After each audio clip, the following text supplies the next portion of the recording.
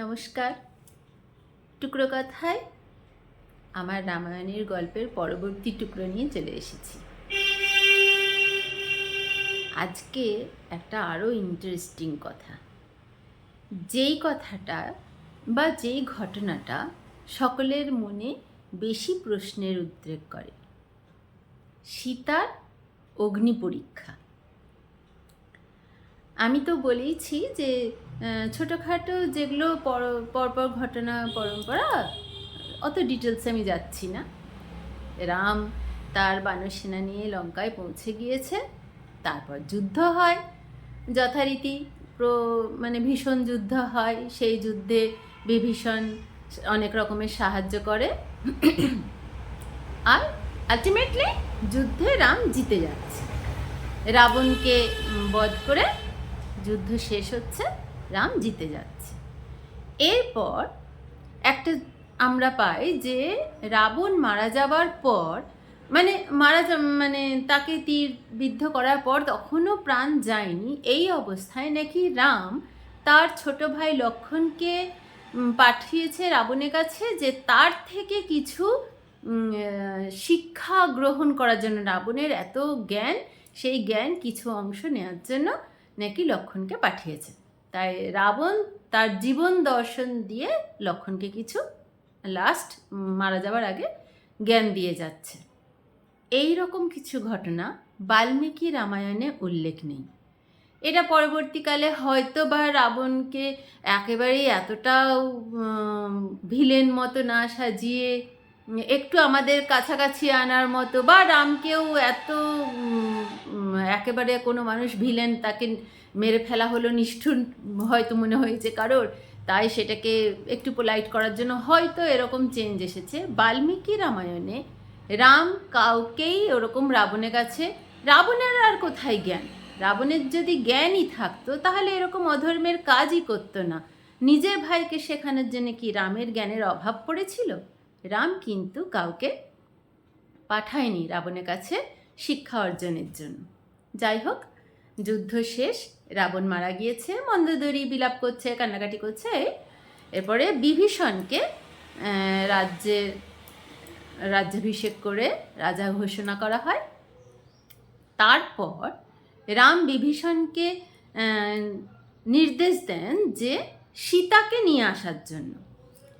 অশোকানন থেকে সীতাকে আনা হবে, কিন্তু তাকে স্নান টান করে পরিষ্কার হয়ে সুন্দর সাজিয়ে গয়নাগাটি পরে নিয়ে আসতে বলেন। এরকম কেন?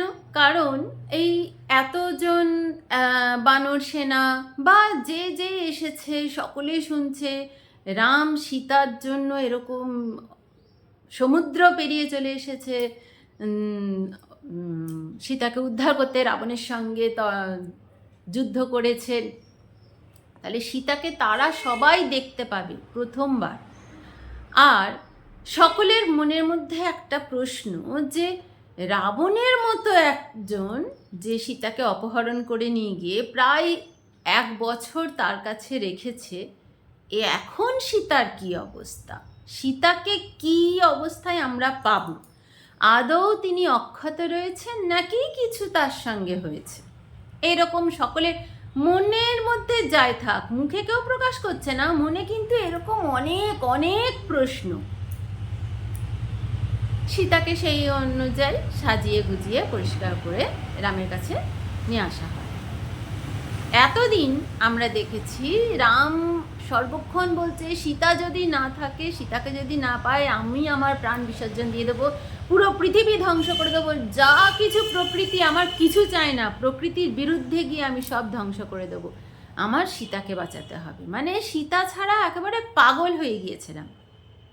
কিন্তু যেই মুহূর্তে যুদ্ধ শেষ, রাবণের বধ হয়ে গিয়েছে, রাবণ বধ, সীতাকেও সাজিয়ে গুছিয়ে নিয়ে আসা হয়েছে, সীতা সামনে যখন এসেছেন তখন রাম একেবারে ভাবলেশহীন হয়ে সীতাকে বলছেন যে আমার এটা কর্তব্য ছিল, আমার স্ত্রীকে রক্ষা করতে হবে বিপদ থেকে, তাই আমি আমার কর্তব্য করতে এসেছি।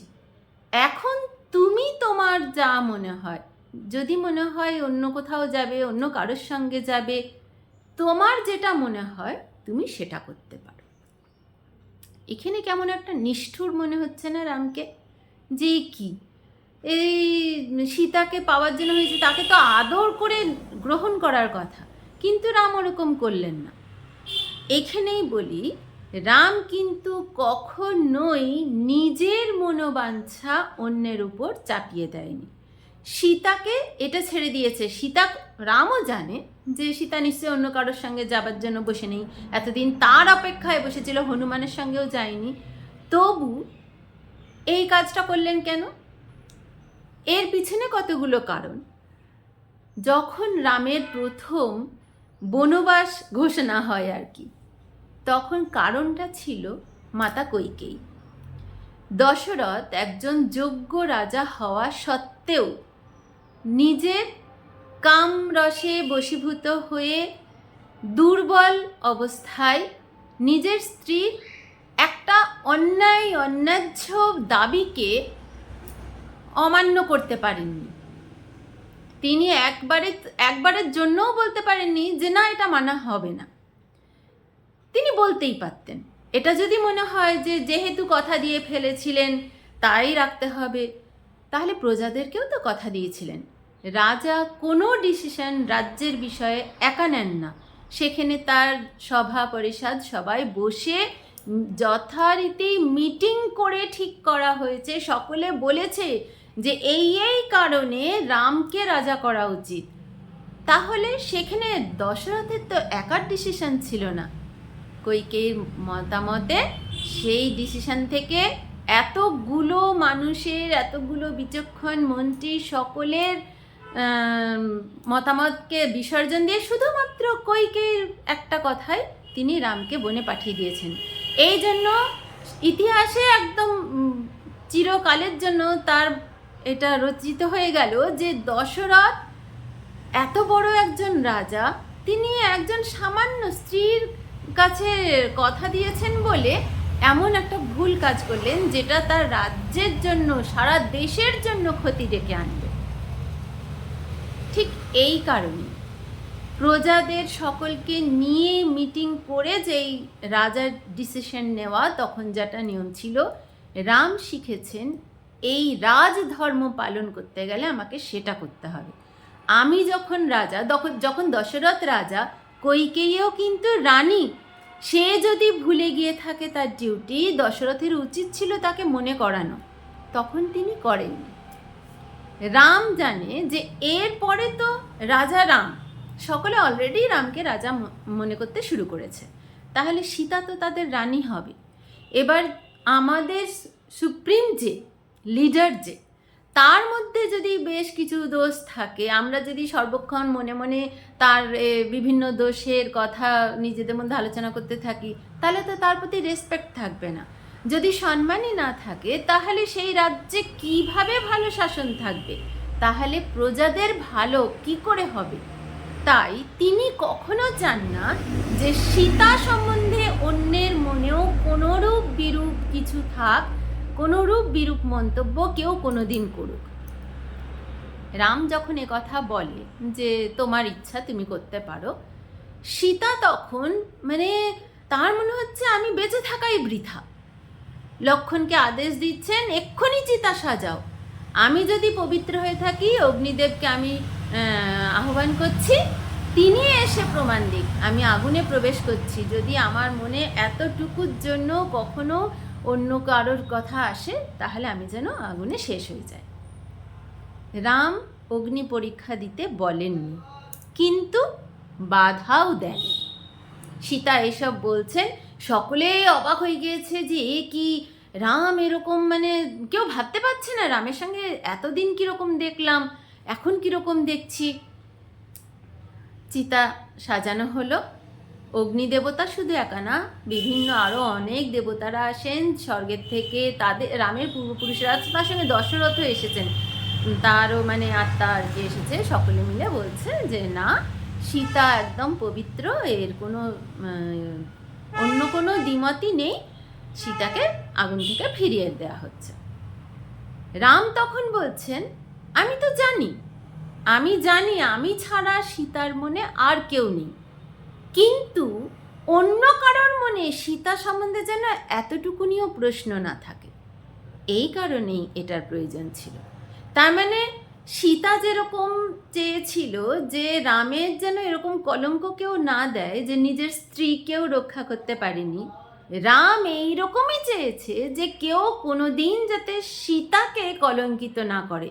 উনি যে একেবারে পবিত্র, একদম আগুনও তাকে পবিত্র বলে ফিরিয়ে দিচ্ছে, সেইটা এই এই অগ্নি পরীক্ষাটা হয়েছিল বলেই না সকলের মনে সীতার এইরকম জায়গা পেয়েছে। রাম কিন্তু সেটা জানেন। উনি বলছেন আমি তো জানি সীতার একেবারে পবিত্র, আমি তো এইটা দ্বিমত করিনি, কিন্তু প্রজার মঙ্গলের জন্য যা সীতা ডিসিশন নিয়েছে এইটা ঠিক। এরপর তারা লঙ্কা থেকে নিজের দেশের উদ্দেশ্যে, অযোধ্যার উদ্দেশ্যে রওনা দেয়। তবে ডাইরেক্ট আবার যাচ্ছে না অযোধ্যায়, তারা করছে কি মাঝপথে বিশ্রাম নিচ্ছে, হনুমানকে পাঠাচ্ছে। আবারও দেখুন, মানে ভরত বলেছিল 14 বছর বনবাস শুরু হবার আগে ভরত বলেছিল যে আমি এখানে রাজ্যের দায়িত্ব পালন করছি, কিন্তু রাজা দাদাই থাকবে, শ্রীরামই থাকবে। 14 বছর বাদে তিনি যখন ফিরে আসবেন তখন তিনি রাজা হবেন। তখন বলেছিল ভরত। রাম এখন ভাবছে 14 বছর একজন পাওয়ারটা ভোগ করার পর হতেই পারে তার মনের পরিবর্তন হয়েছে, হতেই পারে তার মনে হলো যে না আমি এতদিন সামলেছি রাজত্ব, আমি এবার রাজা থাকবো।